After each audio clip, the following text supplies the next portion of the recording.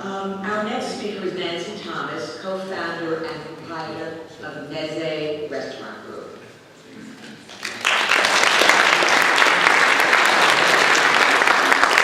Hi, I'm Nancy Thomas, and I want to thank Hevreh for inviting me. And can you hear me okay? Sorry, I'm a little nervous.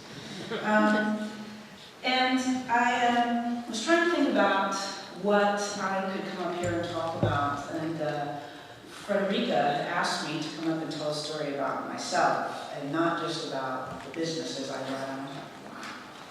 So I searched and decided that I should probably begin my chat where I am right now in my life. It's been a time of milestones. About 16 months ago, I got married. I found my life partner, and it's a very terrific thing that's happened to me in my life.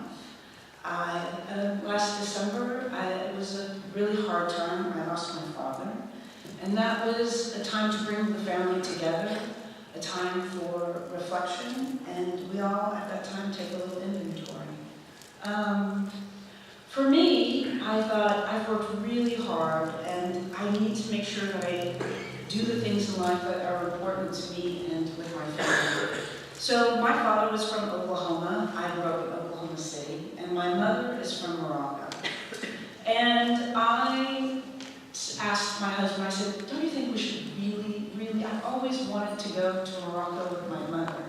And I've never had the opportunity to be there with her. Now I've gone there for extended stays as a child, and my aunties and uncles still live there, and it's a wonderful place. But it felt important to do now, to not miss an opportunity. So I worked really hard in the summer season, and I said at the end of that, Adam and I, we took a plane from New York, and we flew from New York to Casablanca, and we landed in Morocco. And we rented a car, and we drove an hour to Rabat, and we got to my auntie's house, where my mother and my aunties and my uncles were waiting for us. And as soon as we arrived, they said, okay, change your clothes, we're going to lunch. And I thought, wow, it's an exotic and exciting time. So we jumped back into the car, and we went to my cousin Atina's house. And we began to do what we all do best together. We went to the table for lunch. And at the table in Morocco, you sit at a very low divan and very low tables, and all of my most favorite foods were on the table. The carrot salad, the eggplant salad, the little chopped fresh salad, the bowl of fiery chilies were all there. And we began to eat, and the fresh baked breads were there, and we were, oh, this is heaven. This is my reason. And so, after that course happened, it's Friday. And in Morocco, Friday is a day of tradition that you eat couscous. And I don't know if you've had couscous before, but it's a traditional Moroccan meal, and they bring out this giant bowl of couscous. And there's about 10 of us sitting around the table at this time, most of them women. And they place the couscous before us. And on top of the couscous, it's like this pyramid of food, and there's the braised lamb with the onions and the chickpeas over the steamed couscous that's boiled, or excuse me, never boiled, only steamed, sorry, and fluffed with butter, and the 7 vegetables that surround it. And it's a meal that you share for one plate, that the family shares together, or friends. And you have a spoon, and you kind of take from your portion of the pie, and you eat. And I ate, and I ate, and I ate as much as I could. And in that moment, I was so happy, and I looked at my husband, and he's happy to be there as well, and it's all going terrifically, and we're sharing my most favorite place. We finish lunch, and we sit down for tea. You traditionally have Moroccan mint tea at the end of a meal. And we begin the storytelling. And so there's all of the aunties, and they are Greek from Morocco, so they're speaking Greek, and they're speaking Arabic, and they're speaking French, and I kind of follow along to the best of my ability in French.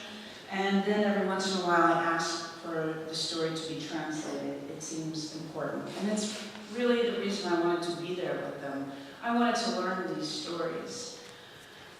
So my auntie, Atina, she was raised by my great-grandmother, a woman I never got to meet. And there are stories about her, stories that she was tough and strict, and she stood up very, very straight. And I think that my Auntie Atina had wished that maybe sometimes she could be a little softer, like in the way that we think our grandmothers might be. And she didn't understand why she wasn't a softer woman.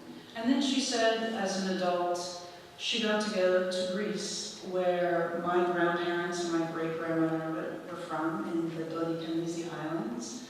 And they were living there in the 1930s, and at that time, they were occupied by the Italians. And in their village, the Italians would take their food.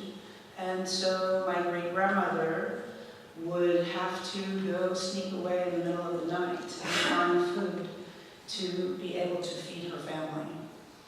So she would climb up these rocky cliffs, and she would find and forage porcelain and different little things that she could feed her family. And because of the hillside being so steep, she would put the food on her head, and she would use her arms and legs to be able to get back down to her family and sneak back into the village and to be able to feed them. And Atina said when she got to Greece, she saw the landscape, and she knew right away why this woman was hard and had a survivalist mentality. And it all made sense to her. And I think it's important for us to find ways in which the world makes sense. So, right in that moment, I knew the story. I was connected. I was the fourth generation of those women. I was sitting amongst them and hearing those stories.